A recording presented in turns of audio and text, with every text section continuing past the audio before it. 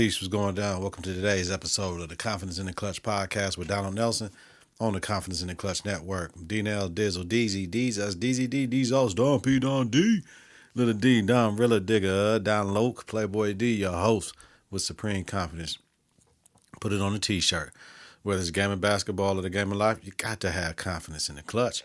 Practice makes confidence. Pressure makes diamonds. Stay sucker free. Keep it a buck like Milwaukee. I'm the IP. Stay walker, get out, gold ball or bust. You can't fit in when you standing out. Last year was about branding. This one about expanding. Colorism is dead. Black is black. And every disagreement is a fight. You get to make the decisions, but you don't get to decide the consequences. Everyone is entitled to their own opinion, but not their own facts. No shine without the grind. I work for myself, so I guess I work for a boss. You buy once, you cry once. The cheap creator content. Don't sink the ship just because you ain't the captain. If it doesn't fit, make it fit. Didn't reinvent the wheel, just a better design. Deez did. Takes a village to raise a kid, but still can produce an idiot. The supreme rationalizer. Don Ether. All black with a little bit of gold. Let me show y'all confidence in the clutch roll. Food for the spirit. Confidence in control. Get your confidence together. Get your clutch together. Support your own American-born African with mass appeal. Listen to and follow the network on various platforms, wherever you listen to your podcast. Search Confidence in the Clutch. Click the bell for notifications of new content when I drop. Follow, share, rate, and review is important. Every subscriber matters. Follow us on X at KITK. Coming up, Konfident Service Announcement pressure. NBA Week Insights talk about this J-Kid firing and the Eastern and Western Conference Finals. Congrats to the Knicks. WNBA, man, hey, CC got to play a better D, y'all. And politics as usual. We don't know what the fuck is going on. And my Nemesis take, y'all. Like, I don't know what Nemesis is, but it's cool. That's the catch. Like always, bringing you quality content with strong opinions and facts. At Confidence in the Clutch, we are feared more than loved but never hated, y'all. Come ride me for a minute, man. You know what it is. Confidence starts right now. 3, 2, 1. Confidence on 3, in the clutch on 6. 1, 2, 3. Confidence. 4, 5, 6. In the clutch. Confidence in the clutch. Yo, what's cracking, y'all? Welcome to episode 472 of the Confidence in the Clutch podcast with Donald Nelson on the Confidence in the Clutch Network. I'm here to educate, entertain, and inform. Click that bell for notifications, new content when I drop. New independent media. Energy is up. Health is wealth, y'all. I don't know what happened. I recorded 20 minutes, and it seemed like it didn't record, man. So this is my re-recording of the pod. Kind of pissed off because I want to get in the shower after coming from the gym and all that shit. But I do this shit for y'all. Y'all know what it is, y'all.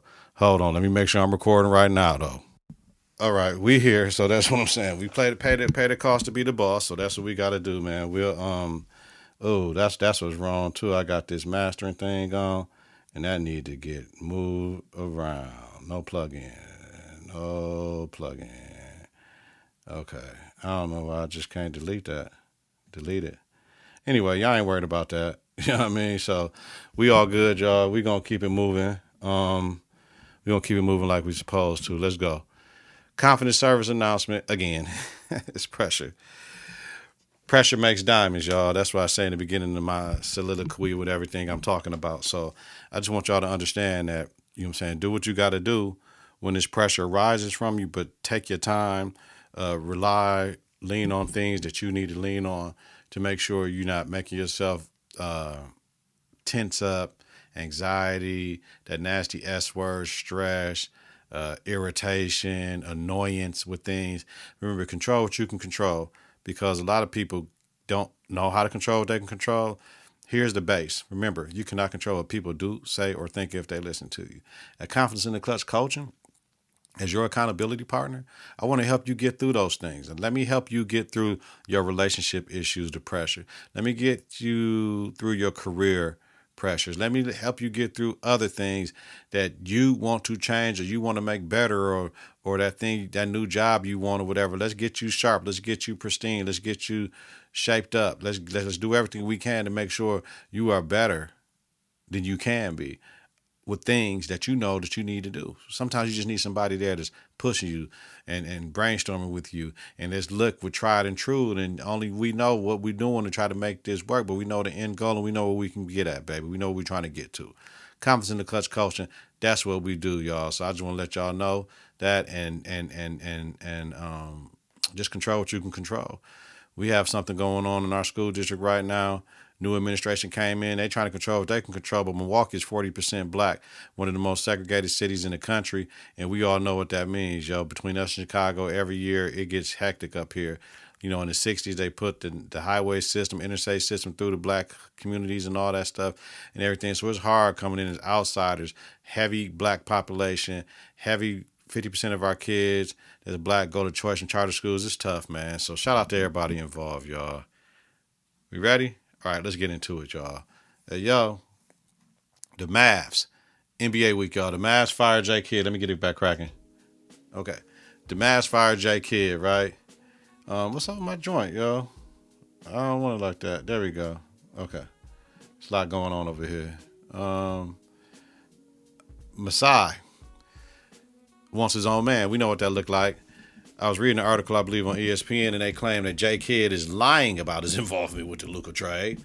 Also, after Nico was fired, he wanted to be the president of basketball ops, but team governor Dumont said no. J. Kidd had 4 years and $40 million left on his contract. Now, depending on his contract, he might not be able to collect it if he becomes a head coach somewhere else, the full $40 million, but he will still receive all this guaranteed money if it's not that $40 million, i.e. it's called the offset rule, right? If Kidd is hired by another franchise as a head coach, that new team's salary would be deducted from what the Mavericks owe him, who pays what, right? Excuse me. Dallas is only on the hook to make up the difference between his new contract and the $40 million remaining on his prior deal. If he doesn't coach, Kidd decides to sit out and not take a new position, the Mavericks must pay out the entire sum themselves. So he could say he get the 3-year, $30 million somewhere else, right? He get that 10 from the Mavs. That's it. If he get the 5 for 50, he don't get nothing. All right, fair. All right, y'all. Eastern Conference Finals, y'all. My preview was who has the better bigs. Right. Will OG be back? Who's going to involve their team more? Jalen or Spider? The Knicks won the season series 2-1. The home team won every matchup. Harden played in one contest. I said Cavs in 6. Oh, was I wrong? Right. Oh, misbehave. So when you're beating a team up 22 points in the fourth quarter, you know what I'm saying? In the fourth quarter, with 7 minutes and 52 seconds to play, you should win that game. But when you allow a team to go on a 44-11 run to end a game over the next 12 minutes and 49 seconds, with one player outscoring your team 17-11 to end the game, you're done. Get to the hole, head down, get to the free throw line. Hey, man, make it harder than them. They kept on attacking James Harden. That was dumb. Did fatigue settle in for the Cavs? Yeah, they had 2 game 7s in a row, but they were supposed to finish that game. They had the Knicks. The Knicks had Russ, and that was the reason for the slow start from them. Remember, any team that makes more free throws than the other team attempted is going to win the game, right? We can't do if JB missed half his shots during the run, the Knicks lose. No, it's a make and miss league, motherfucker, right? This series might be over at this point in time because the Cavs play 2 7-game series in a row and they play every other day. No legs. And look where we at right now. Game 2, Knicks won, right? Harden and Mitchell at the end of game 1, they had 3 points the final 13 minutes because Mitchell just fucking disappeared. And then they had 19 and a half a game 2. You're like, ooh, okay then, cool. But then the second half, the Knicks had the Cavs figured out. Making y'all, the Cavs chose we're going to make Jason Hart beat us and we're going to slow down JB. That shit is done. JB just facilitated, got in where he fit in, and Hart had like 30-something. Cavs went away from the motherfucking post, which worked in the first half, again in the second half, and the Cavs need another scorer off the bench who doesn't need to be set up. Problem, game 3. Is Harden playable for major minutes in this series? If they're going to keep on picking on him, right? But the Cavs don't have the players offensively to say, well, Harden, you got to chill. They picking on you. This is not on anything other than that. Knicks win that game, up 3-0. Then game 4, boom. It's over. At half, 68-49. The Cavs were minus 19 in points, minus 9 in rebounds, minus 23 in fast break points, and minus 13 in points off turnovers. Come on, man. Knicks on a motherfucking 11-game winning streak. This shit is unreal. Like, for real, the Knicks, they don't play the next Wednesday, so they should get like a good 2 days off and have to report back on Thursday and shit. Like, for real. And get the fuck out of here because this series could be over on Thursday with San Antonio and OKC. However, they need to go and chill and relax in the island somewhere. Come back refreshed. New York set a record during this playoff span with plus 30 closeout wins in the playoffs. ATL plus 51, Philly plus 30, Cavs plus 37. The Knicks beat the Spurs in the Emirates Cup, though. Ain't no records of that shit, right? But they 0-2 versus OKC in the regular season and 1-1 versus the Spurs in the regular season. You know what I'm happy for out of everybody? Of course, I'm happy for the players, but I'm happy for Jaylen Brown. I'm for Mike Brown. You know why I'm happy for Mike Brown? They were ready to fire his ass when the niggas down 2-1 to the Hawks and haven't lost a motherfucking game since 11 motherfucking games. Shout out to Mike Brown and his staff. What's next for the Cavs, y'all? The Cavs should be happy to have reached the Eastern Conference Finals. They made a great attempt with only a few months of Harden and shit, right? They don't have a championship roster. However, they had the highest team payroll in the motherfucking league, and they made it to the Eastern Conference Finals. I think that's a success. Donovan Mitchell needs to work on his game to take over all the time, not some of the time. That game one shit is on him because he let Harden do what the fuck he want to do when he hit in the corner somewhere. Pressure bust pipes. Your dog, you ain't make no conference finals. So this is your time to show on this motherfucking big stage how bright the motherfucking lights is. I'm Donovan Mitchell. Y'all fucked up by going and do what y'all did. Y'all should have came and got me. I'm finna send you motherfuckers to the crib, right? Does James Harden needs to move into the third option on the team? That's tough because Mobley got a ball, right? James Harden clearly he's not in six-man territory yet. We got to come off the bench, but he needs to get his pull-up mid-range better because he can't get to the hole like he used to. The stepping back, to pushing off and all this shit. Father Time is under beat. Brother Harden is slowing down. Now, Harden got a $42 million next year player option, right? He would definitely take unless he takes like a 2 for $65 million if the Cavs want to offer him that because he needs to match his time up with Donovan, who has 2 years left, one of which is the player option. So basically next year is all they got.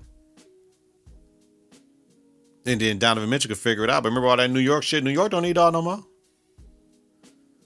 They don't need all no more. So do the Cavs wish they had Garland instead of Harden? Nah. It's situational. Garland was hurt like a motherfucker. He finished the season in the Clippers, but he was hurt. I'm telling you, weather plays into people getting hurt, man. I'm just telling you that. That Cleveland, that cold winter shit, now you out in LA feeling better and all that shit. Hell yeah, I'm feeling better out there. Like Evan Mobley, we finna trade off for Giannis. So you saying we gonna do Giannis, Harden, Mitchell, Allen, with whoever else, get us some more shooting for Mobley. And what else they gonna give the Bucks for Giannis though? Like, man, we only doing this for 1 year and say fuck it. But then you ain't gonna have Mobley after this shit and you can lose Mitchell and hell no, we not doing that. I think the Cavs play better with JB than with Atkinson. However, we can't fully state that because JB never made it to an Eastern Conference Finals and Atkinson did. But Atkinson is on some other shit talking about they won the analytics war in 2 out of the first 3 games. We should be up 2-1. Analytically? What about ass buster Lee? Motherfucking shit. What are you talking about? What are you talking about, Kenny? Motherfucking shit. Come on, man. It's a make and miss league, G. And that answer wasn't prime time answer for me, man. All right. Western Conference Finals, man. Game 2. OKC came out with more physicality against Wemby after he had that great fucking game and it worked, right? Castle got too many motherfucking turnovers. And without De'Aaron Fox there, who was truly needed and missed in that game, Castle got to take care of the rock more. But boy, that dunk on Williams, boy. But more turnovers in the second half, and the Spurs lose. They definitely need Fox ASAP. So then we see Dylan Harper like with the hamstring pull up, like Lee. We see J-Dub with the hamstring. He didn't come back to the game. Now, with these hamstring injuries and all these soft tissue injuries, it's not they play too much basketball. It's the speed of the game, right? And fuck the TV partners. This every other day bullshit. I don't like this shit. The playoffs are long. It's intense, man. And you can't do that to your body. But it's all for TV and shit to get done by a certain day, to get to somewhere by a certain day, man. Come on, B. Excuse me. And another thing. If I don't like the play style of the team and they're winning, I don't watch the damn game. Like, okay, see the shit they do, the flopping on offense and defense, the pushing and pulling, almost damn near dirty tactics they do on defense and shit. It's cool, but I don't want to watch that shit. It's not enjoyable basketball to me. But I respect them because they the motherfucking champs. So somebody got to stop the shit then, right? Game 3, no J-Dub. I was thinking, yo, Wemby, why your motherfucking ass is 7'5" and you jumping in the air to close out? Wemby, you can't get stupid ass fouls closing out the corner threes, jumping in the air to block shots. The Thunder was down 15-0 and outscored the Spurs by 22 and a half to lead by 8 at half, 59-51. Come on, man.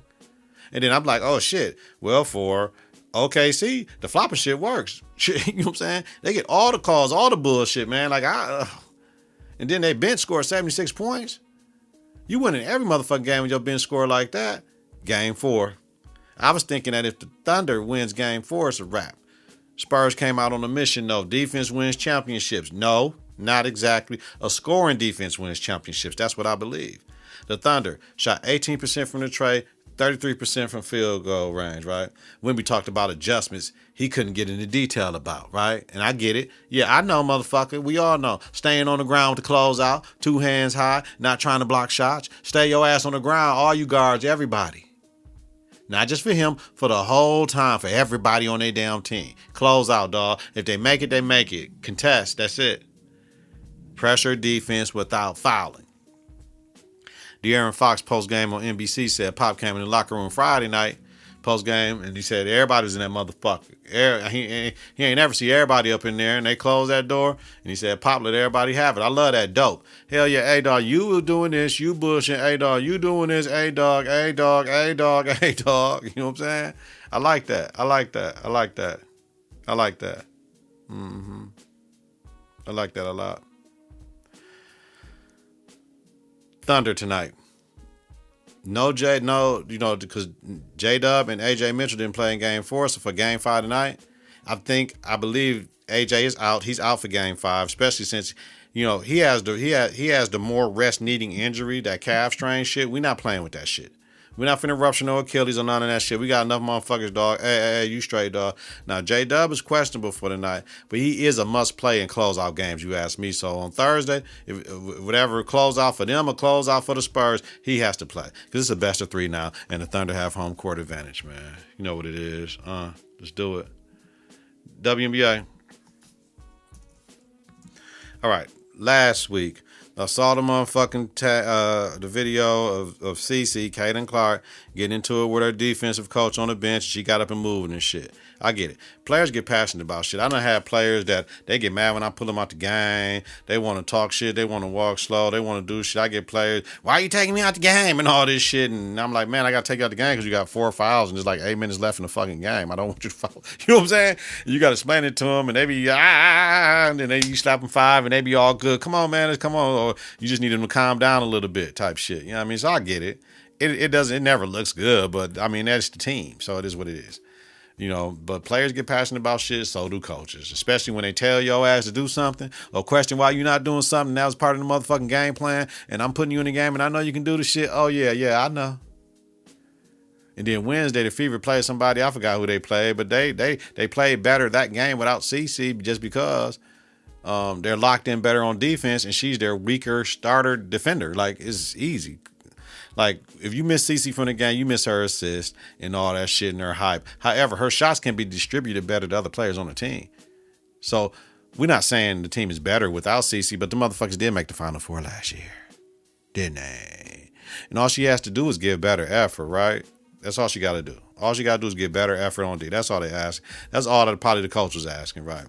Now, these motherfucking Dallas Wings, I told y'all, the Dallas Wings are in my Final Four, right? They're in my Final Four. Dallas, Atlanta, Las Vegas, and Indy. Somehow, some way, that's my Final Four. Now, I'm sure New York got something to say about this. That 3-headed monster with Arike, Paige, and AZ, you can't help. You can't hedge. You can't go under the screen. You down there can't go under the screen. You fucked.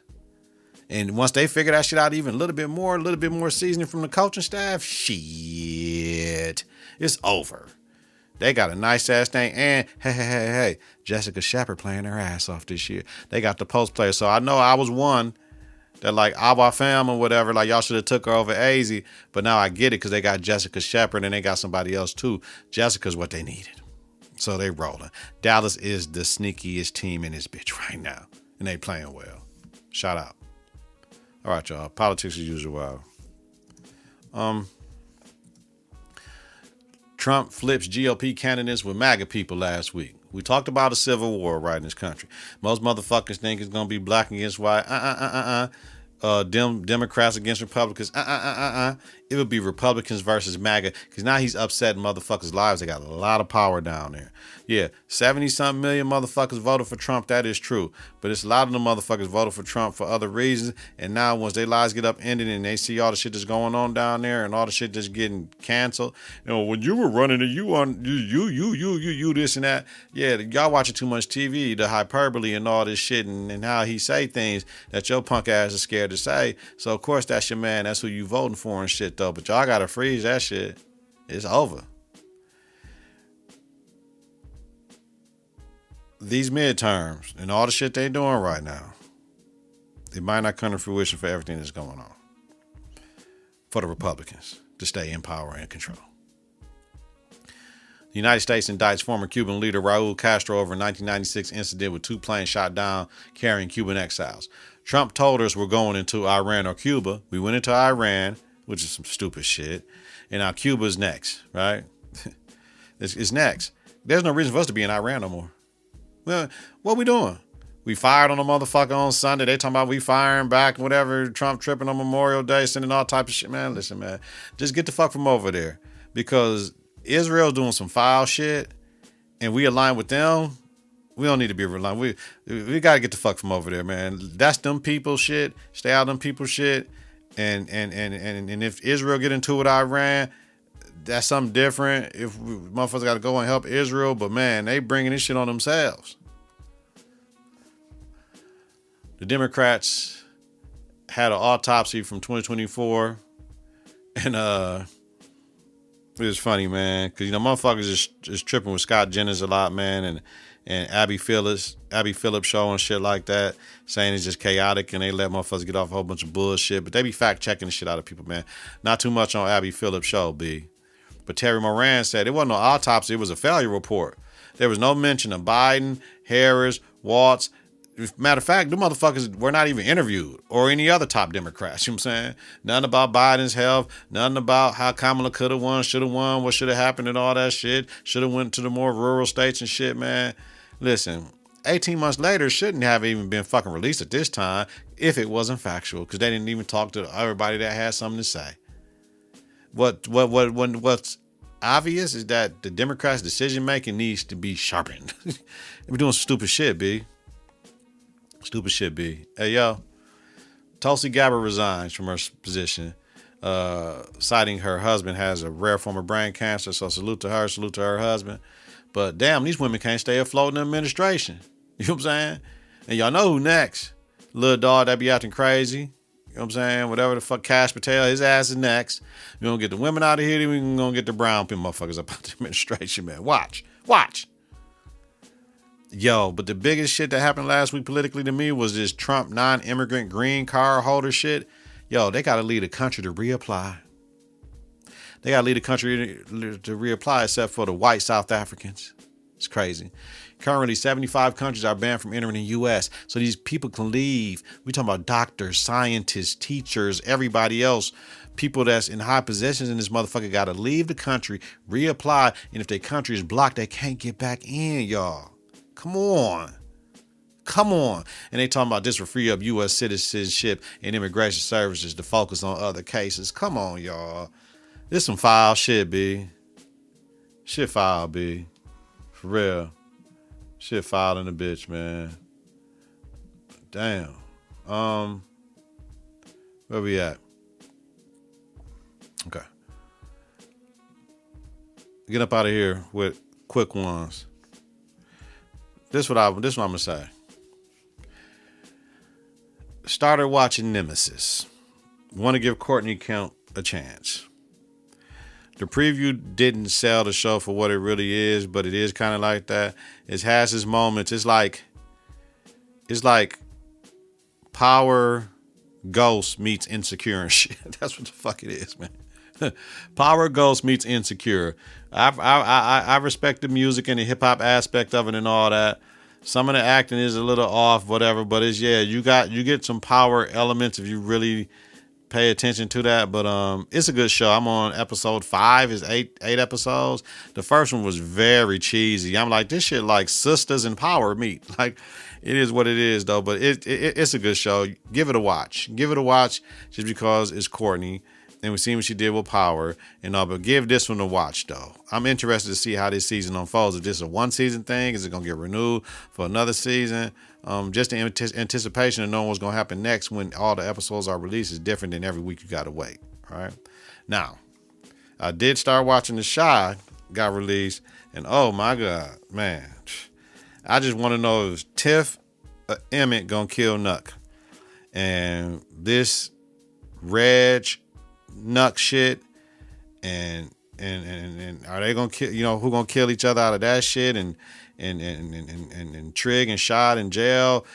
How long they gonna be in jail? Y'all can't do y'all like y'all did Ghost and Power. We have them in jail like 5-6 episodes and shit. This is the final season of The Chi, so it's 10 episodes. So this is gonna be very, very, very interesting. Is Lene gonna get Bakari killed? Or is Bakari gonna get Lene killed? There's a lot of shit going on, man. So yeah, I'm very interested. You can check that. The Chi Reverberation Podcast. I actually put a audio video up on YouTube, so check that out, yo. And, you know, wherever you listen to your podcast, search for it. Confidence in the Clutch Network, baby. All right, we out.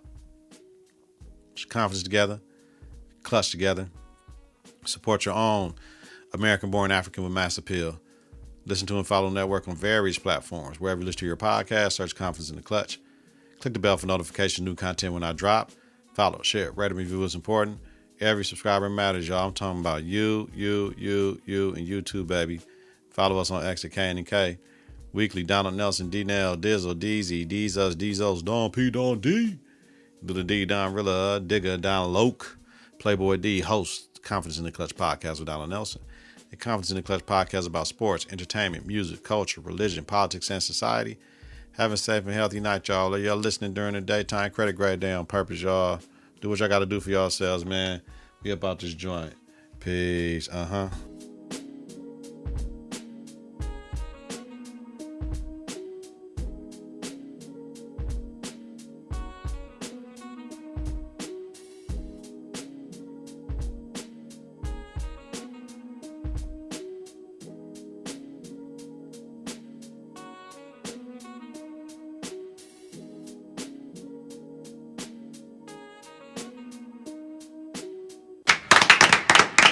3, 2, 1. Confidence on 3 and the clutch on 6. 1, 2, 3. Confidence. 4, 5, 6. In the clutch. Confidence in the clutch.